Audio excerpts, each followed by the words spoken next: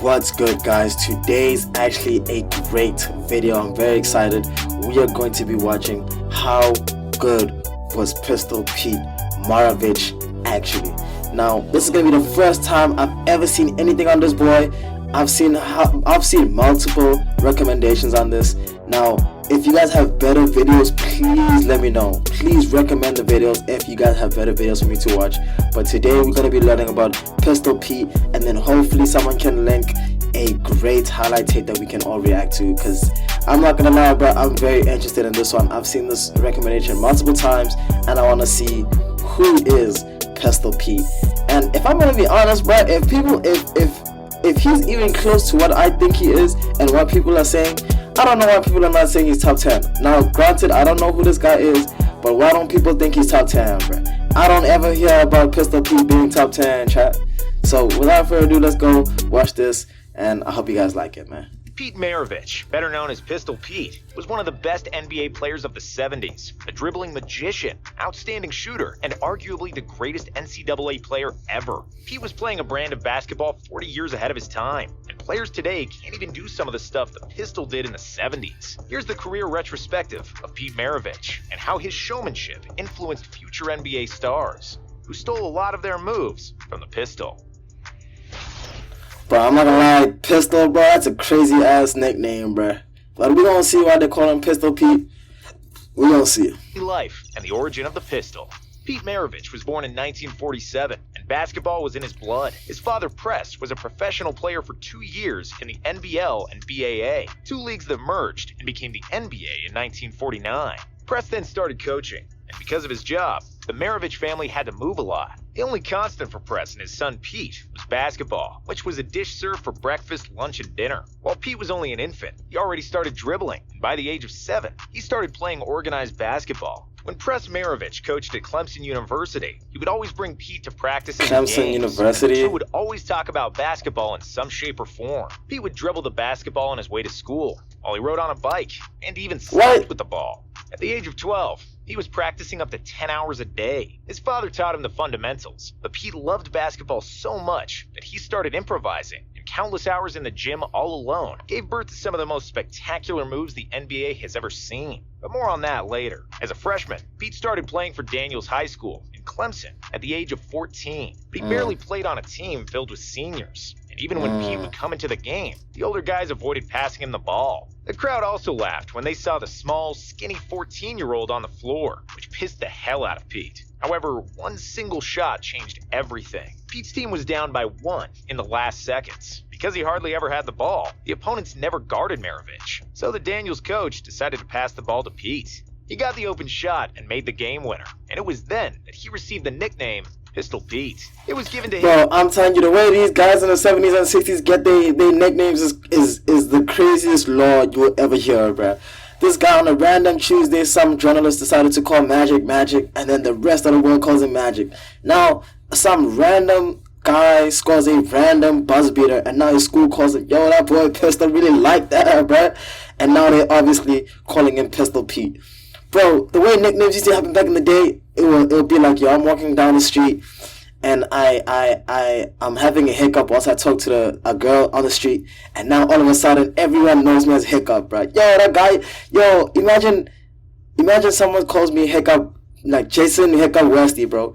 Yo, that guy Hiccup was one of them ones, bro. Hiccup was one of them ones. Now, I'm rambling, but I'm just saying that shit is crazy. That shit is crazy that nicknames really used to, like, be, like, part of someone's identity. Imagine being called Hiccup, bro. Imagine. I mean, I might be rambling, but y'all get the point, bro. By a reporter who noticed that when Pete shot towards the basket, it looked like he was pulling out a gun. The nickname remains, and the legend of the Pistol Pete was born. NCAA goat.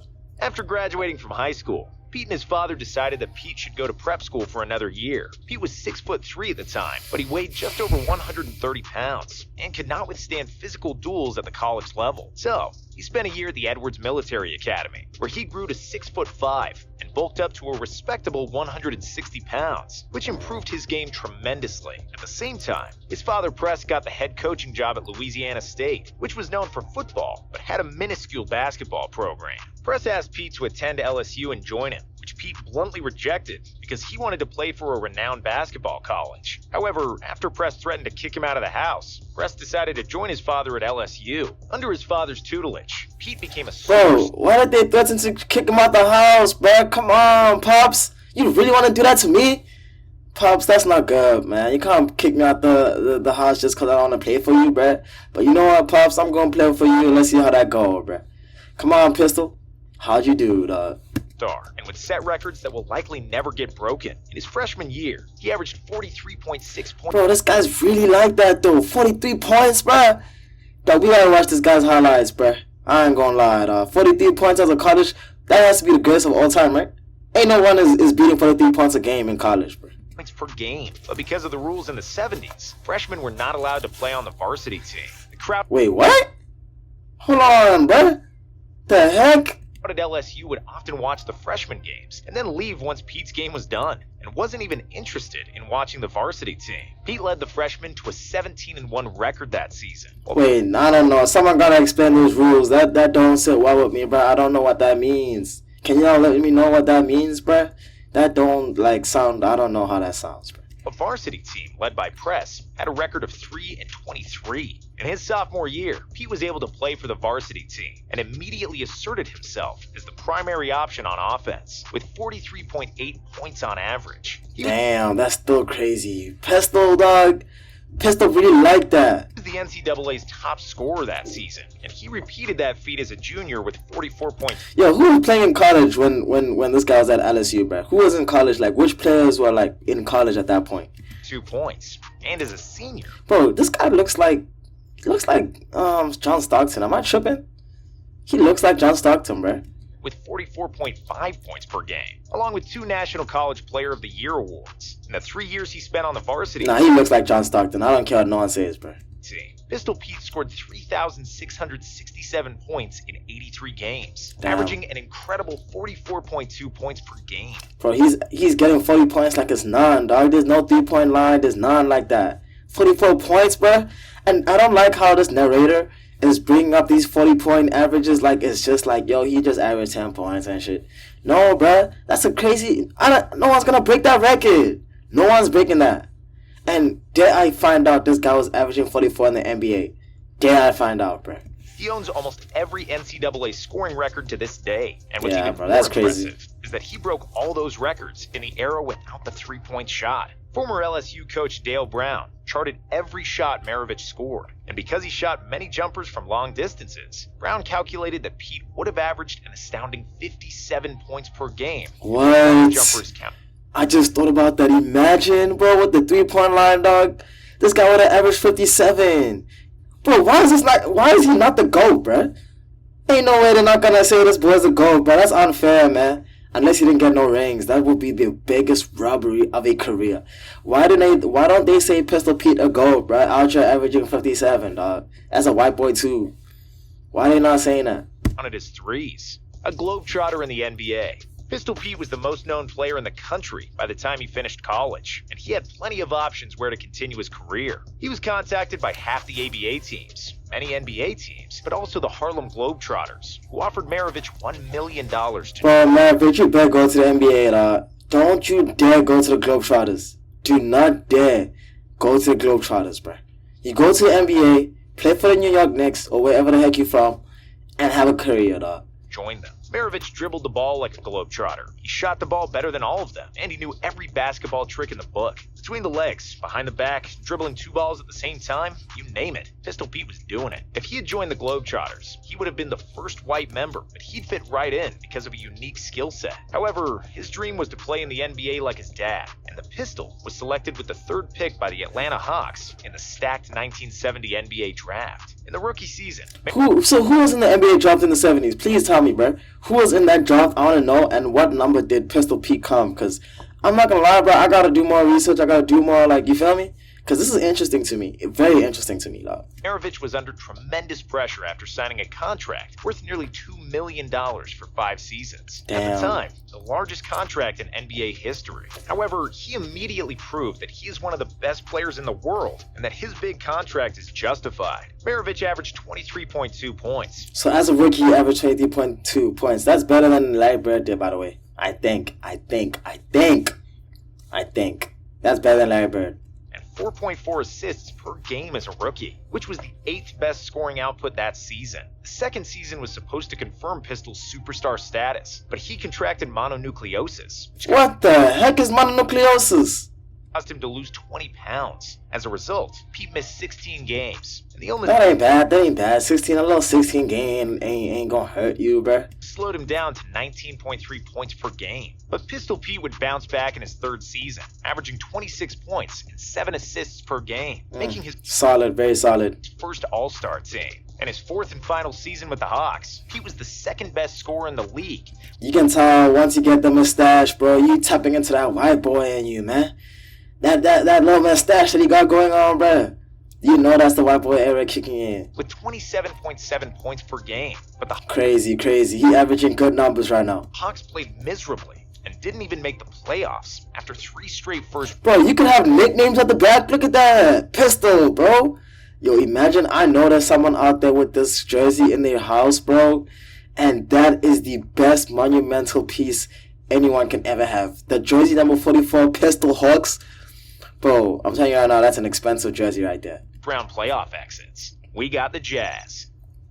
New Orleans Jazz joined the NBA in 1974, and in the expansion draft, they acquired Maravich from the Hawks for 2 players and 4 draft picks. By doing so, they signed the local hero, considering that the Jazz Arena was less than 100 miles away from LSU. Joining a newly established franchise is a double-edged sword, and Pete learned that the hard way. Yes, he was a beloved superstar, and all the fans wanted to see him play, but on the flip side, the New Orleans Jazz wasn't any good, just like most new teams aren't. The Jazz did... Dang, so Pistol never ate, like, damn, bro, why didn't you go to the Lakers, Pistol? Sheesh. Make the playoffs until 1984, 5 seasons after Maravich left the team, and their relocation Damn, 5 seasons after he left the team, ski? Is that Donald Trump, bruh? I might be tripping, dog. to Utah. But even though he never made I just said Donald Trump like he was even born at that time. My fault, bro. That was bad on my part. I'm sorry. the playoffs, Pistol Pete was playing the basketball of his life with the Jazz as one of the most unstoppable players in the league. He averaged 25.2 points and 5.6 assists in 5.5 seasons with the franchise, during which he led the NBA in scoring with 31 points per game in 1977, damn, 31 points is crazy. 3 All-Star appearances and 3 All-NBA nods. So damn, bro, that's crazy. His college, he played for the wrong team, dude. Playing for the wrong team, bruh. But we're gonna do our research and see if there's any nuances that that are not showing up in this video that we can actually take into consideration how good that boy was, bruh. 1977, in a game against the New York Knicks, the Pistol scored 68 points, a career high. Bro, you see what I'm saying though, bruh? Imagine this guy was on the Lakers or some good ass franchise that was really doing it out there. But he just was on the Jazz when the Jazz were new. Come on, Pistol. You should have got an agent, dog. Should have got an agent, man. And at the time, the most points ever by a guard. The feat is even more impressive when we know that he was guarded by Walt Frazier, one of the premier defensive guards of the 70s, and that he scored... He dropped 68 on Walt Frazier? Sheesh, boy. 68 without a three-pointer. In 1978... Oh my gosh, without a three-pointer, so he probably would have dropped 85 or some shit, dog. Maravich played the best all-around season of his career, averaging 27 points, 6.7 assists, and a career-high 2 steals per game. He would have probably led the league in scoring once again, and likely even pushed the Jazz to the playoffs, but he unfortunately injured his knee halfway through the season. Look at those braces, dog. I could make that with a piece of paper. That is disgusting work out of the technology of those days. And was forced to miss the final 32 games of the season. Before he got hurt, the Jazz had a winning record due to a 10-game win streak. After Maravich went down, they lost 8 in a row, and their playoff hopes were shot dead. Unfortunately for Maravich and the Jazz fans, knee injuries plagued Pete for the rest of his career, as he only played 2 more years in the NBA. After the Jazz moved to Salt Lake City in 1979, they traded Maravich mid-season to the Celtics, where he teamed up with rookie Larry Bird. It was the So he teamed up with rookie Larry Bird, bro. They lost in the finals. Come on, Pistol. First NBA season with a three-point line, and Maravich immediately proved what kind of a shooter he was. The Pistol shot 67% for 3 in his... 67 is crazy, I don't lie, bro. So hold on. So now he's with Larry Bird. He lost in the finals. Was Pistol Pete on the second team when they won in the second year? Please tell me Pistol was there, dog. Please. Final year with bad That was his final year, bro. Come on. knees that severely hampered his movement. Legacy. Pistol Pete was a basketball savant, and he played basketball 30 or 40 years ahead of his time. At the time of his retirement, he had by far the best handles in NBA history, and many of the greatest ball handlers took many pages out of Pete's ball handling book. He was a trendsetter that inspired generations, and if your favorite ball handler didn't learn from the pistol, they likely stole some moves from someone who stole from Pete. Yeah, The LaMelo facts. Ball underhand full court pass, Maravich did that in the 70s. Magic Johnson's around the back defender freeze and then pass, Maravich did that too. Hook shot like Kareem, turnaround jumper like MJ, or readjusting his jump shot midair like Larry Bird. It was all routinely done by the pistol. When he played the game, the NBA was dominated by centers like Wilt Chamberlain and Kareem, and guards like him were unicorns. Other than Jerry West, nobody else attempted that many jump shots, let alone made them with great accuracy. With an unbelievable floater and layup game, finishing with both hands. Killer. Now I got a question. I know that boy Jerry West really on the logo and all, but was he really like that? Cause he was on a good team. Now I don't know much. I'm just yapping because I don't know all the facts and stuff. I gotta do my research, watch the videos. But what would have happened if my boy Pistol Pete was on a franchise like from the jump? You know what I'm saying? And the ability to both score and pass. Pistol Pete is most often compared to Steve Nash, a guy who came to the NBA 16 years after Maravich retired. If he played in a three-point era, he would likely average around 30 points per game, and if he played in a better team, he could have easily been an MVP multiple times and won a few championships. However, Pete didn't have the best of luck in his career and life. In one interview in 1974, Pete said, "I don't want to play in the NBA for 10 years and then die of a heart attack at 40, but unfortunately, that's precisely what happened." His NBA career was cut short after 10 years due to knee injuries, and in 9 of 10 seasons, his teams had a losing record. And then in 1988, almost like he predicted it, he died of a heart attack at the age of 40 when he was playing pickup basketball. And Bro, what? Pistol, dog? Oh my goodness, dog. That is sad, bruh. He literally predicted he's dead. That's insane. It's insane. It's insane. Yay. an autopsy revealed the cause of death to be a rare heart defect. He had been born with a missing left coronary artery. He lived for basketball, was a gym rat all his life, and ultimately died on the court. His last words were, "I feel great." Dang, bro. I feel great. I feel great is kind of crazy, but you know what, guys? We're gonna have to do a deeper dive into the boy Pistol because that just doesn't suffice. I need to do more. I need to watch the highlights. I need to see what people said, bro. I need to see it all, man. So we're gonna watch that, and if you guys got any better videos, let me know, bro.